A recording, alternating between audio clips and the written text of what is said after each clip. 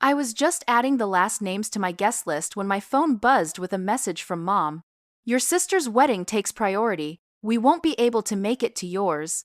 No exclamation point. No hint of hesitation. Just a quiet, absolute statement. Somehow, it hit me harder than I expected, like a door silently closing on the other side of a room. I didn't argue. I just stared at the blinking cursor, typed, "That's fine," and shut my laptop.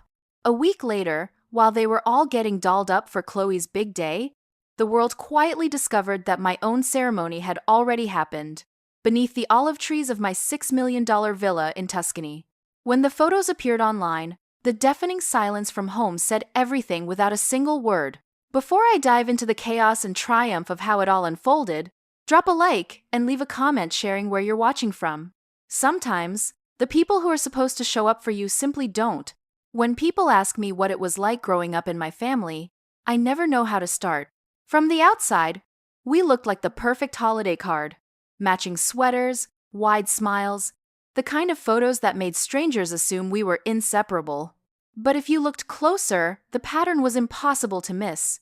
Every story, every celebration, always circled back to my younger sister, Chloe. She was the center of the universe. I was just part of the scenery, keeping the whole system balanced. I once thought it was normal how Mom's face would light up when Chloe walked into a room, or how Dad would brag about her dance trophies at dinner every night. But when I brought home awards for science fairs or perfect grades, they'd nod politely and move on to another topic. "You're lucky, Estella," Mom would say. "Some things just come easier for your sister." That word, lucky, cut deeper than she realized. Every late night, every early morning, every ounce of effort I poured into my work felt invisible in that one casual remark. Somewhere in my parents' living room sits a photo album that tells the story better than I ever could. Page after page shows Chloe twirling in pink tutus, Chloe blowing out birthday candles, Chloe at prom. Me? I appear once or twice, cropped at the edges, half turned away, almost as if I were never meant to be there.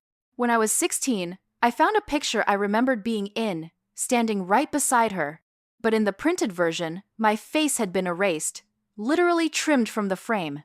Mom called it a matter of composition, of making the photo neater.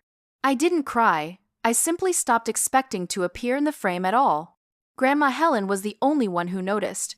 During family dinners, she'd lean in and whisper quiet reassurances. "Don't worry, sweetheart. Some people only see what's shiny." She had a way of making you feel acknowledged without demanding explanation. My cousin Rachel also tried to fill the gaps, always remembering my birthdays after my parents forgot. Favoritism, though, doesn't erupt overnight. It creeps in slowly, until silence starts to feel safer than confrontation. By the time we reached adulthood, it had become a language all its own. When Chloe missed my college graduation, Mom called it a simple misunderstanding.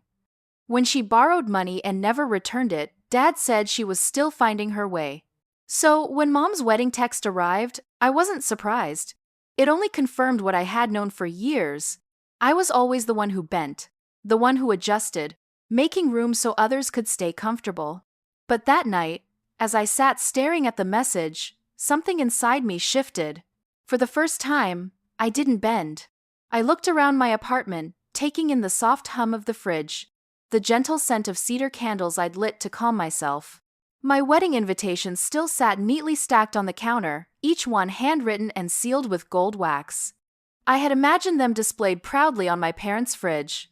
Now I imagined them ignored, tossed aside for Chloe's glossy, orchestrated event. And yet, beneath the ache, a quiet calm began to form. I realized this was my moment to stop asking for a seat at their table. 2 days later, Chloe called. Her voice bright, sugary, the tone she used when she wanted something. "Can you believe it?" she said. "The venue we wanted opened up at the last minute. It's the same weekend as yours, but that's fine, right? You're on the West Coast, we're in Boston. It's destiny. Destiny." She actually said the word like it had been lifted straight from a Hallmark card. For a few moments, I couldn't even respond. I just listened to the faint clinking of her bracelets through the phone and realized she was waiting for me to congratulate her. "That's great, Chloe," I said, keeping my voice steady. "Really? Perfect timing."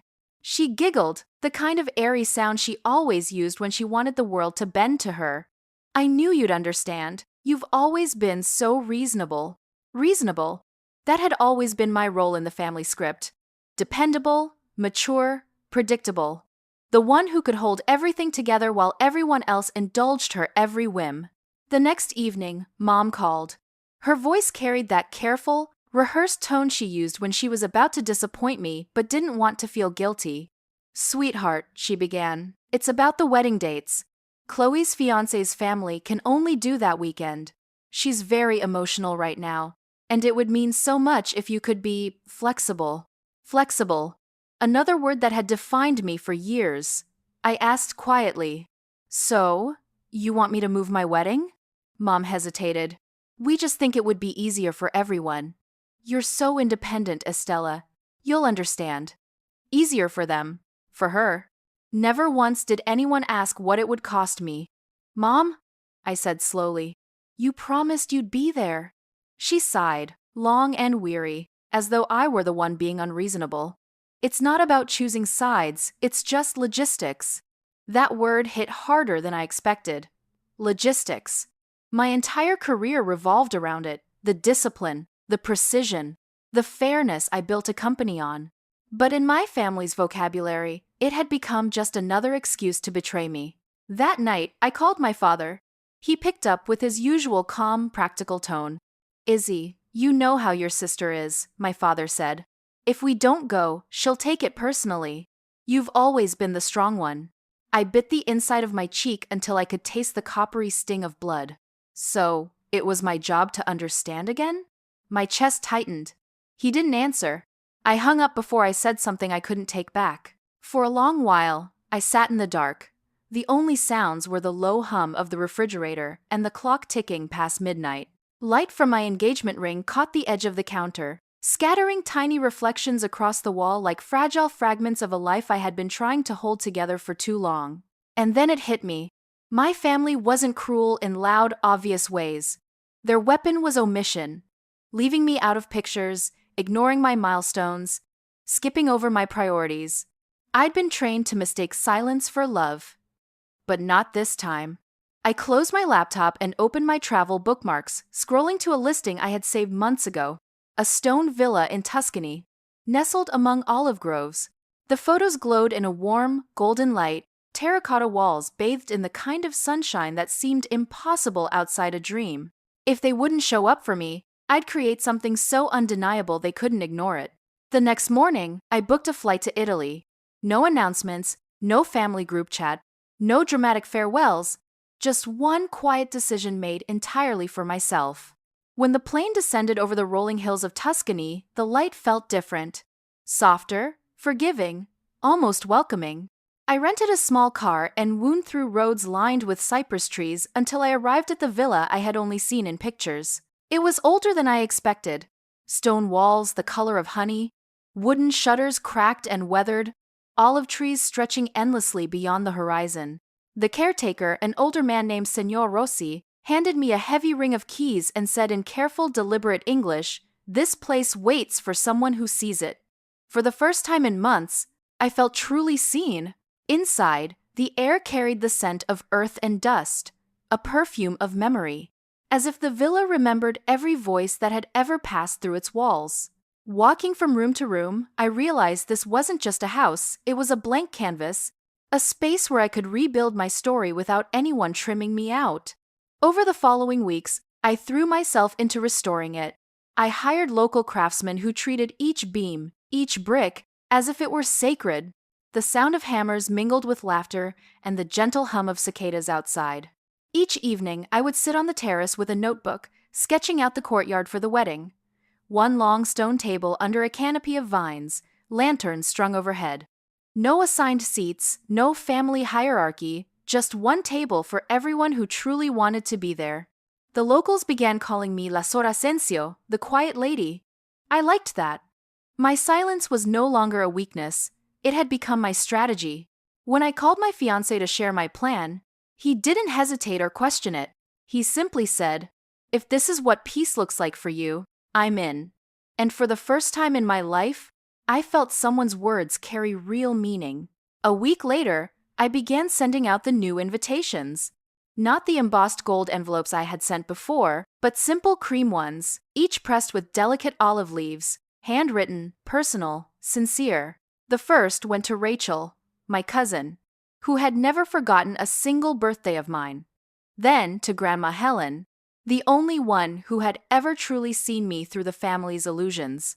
Slowly, one by one, replies started rolling in. Rachel called first. "We've heard what happened," she said. "Aunt Judy told everyone Chloe's wedding is the main event. We're done pretending. Send us the details. We'll be there." Her voice cracked halfway through, not with pity, but with loyalty. By the end of the week, flights were booked. Grandma Helen messaged, "I've missed enough real love in my life. I'll be in Tuscany, my dear." The group chat they created called itself The Real Family Table. Screenshots of passports, rolling suitcases, and laughing emojis began filling my phone. For the first time, I didn't feel abandoned. I felt chosen. And somewhere between the olive trees and the scent of fresh plaster, I realized this wasn't revenge. It was revelation. The morning of both weddings dawned under the same sun, two worlds unfolding miles apart. In Boston, the air hung thick with humidity and tension. The hotel ballroom sparkled under chandeliers, but unease seeped into every corner. Half the chairs near the front sat empty. Mom lingered by the entrance in a lavender dress, smiling too wide, pretending not to notice the absent faces. Dad checked his watch, then his phone, then the doorway again, perhaps hoping for delayed flights. Chloe adjusted her veil for the 5th time. Her bridesmaids hovered, whispering, "Where's Grandma? Didn't she always sit in the first row?" Chloe forced a smile. "She must be running late," she said, but her voice faltered. The photographer shuffled awkwardly, moving guests forward to make the room appear fuller. "Maybe everyone should move up a row," he suggested gently. Chloe laughed nervously, clutching her bouquet as her hand trembled. Meanwhile, across the ocean, the same sunlight poured over rolling Tuscan hills, catching silver olive leaves in its glow. The villa radiated warmth, its stone walls wrapped in vines, lanterns swaying gently in the breeze. The long table was set beneath a canopy of grapevines, lined with candles, wildflowers, and clay plates handcrafted by local artisans. Rachel's children ran between the trees, their laughter mingling with the soft strumming of Eli's guitar as he tested the chords for a love song. Grandma Helen sat in the front row, clutching a small olive branch she'd plucked that morning. "A symbol of peace," she whispered. I stood just inside the open doorway, taking it all in. My wedding gown wasn't elaborate or glittering, just soft silk, simple and flowing, catching the warm afternoon light. Lucia, the local chef who had become a dear friend, tucked a sprig of olive leaves into my hair and murmured, "For good fortune and for truth." When I stepped outside, a gentle breeze lifted my veil from my shoulders. The guests' faces glowed in the golden light. Grandma rose first, her eyes shining. "There she is," she said softly, and for the first time, I believed her. There was no orchestra, no rehearsed choreography, just Eli strumming his guitar, the gentle rustle of grapevines, and the quiet hum of people who had chosen to be there. As I walked down the aisle, memories of every empty chair flooded me. Birthdays forgotten, graduations unattended, silences once mistaken for love. But here, every seat was full. Every gaze met mine without hesitation. The officiant, a friend of Lucia's, spoke in melodic English. "Love is not measured by how many are invited, but by who shows up." The words sank deep. When it was my turn, I didn't read from a paper. My vows came out like breath, steady and true. "To those who show up," I began. "This love is for you, for those who believed in me before I proved I was enough, for the ones who stayed even when it wasn't convenient." Rachel wiped her eyes. Grandma nodded, whispering, "That's my girl." When the ceremony ended, the applause rose, not loud, but warm, human, alive. The courtyard filled with laughter and the fragrant scent of truffle butter and rosemary. Lucia's kitchen doors swung open, carrying platters of handmade pasta and roasted vegetables. Lanterns flickered to life above as the sky shifted to violet. It wasn't perfect. It was real. Halfway through dinner, Rachel nudged me and held up her phone. "They're talking about it already." she said, laughing softly, half in disbelief. Photos began circulating through the family group chats. The villa, the candles, the long table glowing under the grapevines, Grandma laughing with Eli's arm around her shoulder. Within hours, the images had reached Boston. At the ballroom, Chloe posed stiffly for her couple's portrait when a bridesmaid gasped, scrolling through her phone. "Wait, isn't that your family? They're in Italy," someone whispered. "What?" Chloe frowned and snatched the phone. On the screen was a photo of me and my husband standing beneath the Tuscan sky, lanterns glowing softly behind us, our family smiling around the table. Grandma held up her olive branch. Rachel's kids tossed petals through the air. Chloe froze. The photographer hesitated, lowering his camera. A soft murmur started, spreading through the room. "Isn't that Aunt Marianne and Uncle Ray? I thought they were supposed to be here." Mom leaned over Dad's shoulder, eyes narrowing at the phone. "What is this?" she whispered. Dad's face drained of color. "It's Estella's wedding." Chloe's breath hitched. They scrolled through more photos. Mom didn't answer. The silence that followed was heavier than any argument could have been. Guests shifted in their seats, someone coughed, and even the band's music sounded hollow. When the officiant raised a toast to family unity, no one lifted a glass. Meanwhile, in Tuscany, laughter echoed across the courtyard. Lucia poured wine into glasses, smiling. "Eat, drink, and remember why you came," she said. Grandma leaned across the table and took my hand. "I've waited a long time to see this, Estella," she said softly. This is what family was supposed to look like."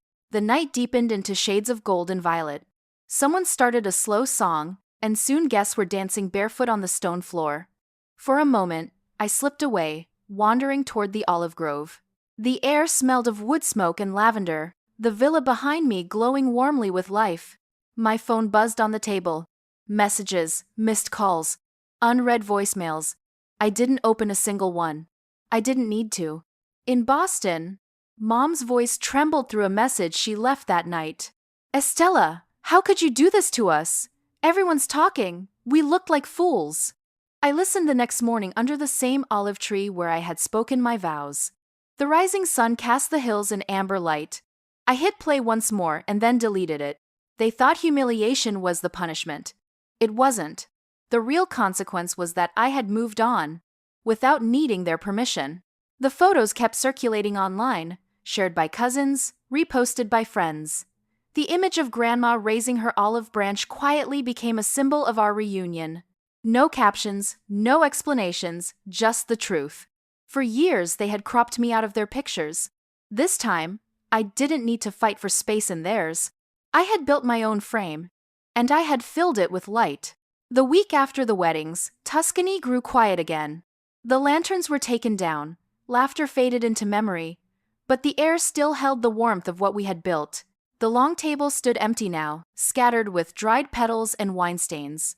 A reminder that something real had happened here. One morning, as I packed away the last of the decorations, my phone rang. "Mom." For a moment, I almost let it go to voicemail.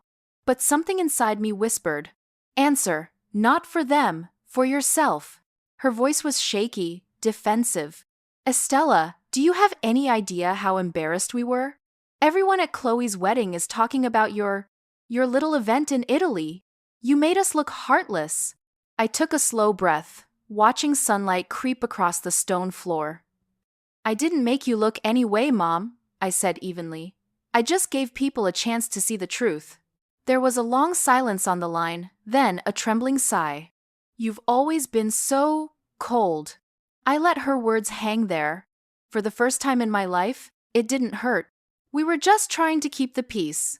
Before I could respond, another voice came through. Grandma's. "Judy, that's enough," she said, calm but firm. "You spent years asking this girl to shrink herself for your comfort. Now she finally stands tall, and you call it cruelty? No, my dear, that's freedom." Mom didn't say another word. The call ended quietly, like a door closing without a slam. I stepped outside into the olive grove, the branches swaying gently in the evening breeze. Lucia emerged from the kitchen, wiping her hands on her apron. "Everything okay?" I smiled faintly. Better than okay, it's finally quiet in all the right ways. She glanced toward the long table and said softly, "Then eat, senora, you've earned peace." That evening, I placed one last plate at the head of the table, the seat that had always been empty.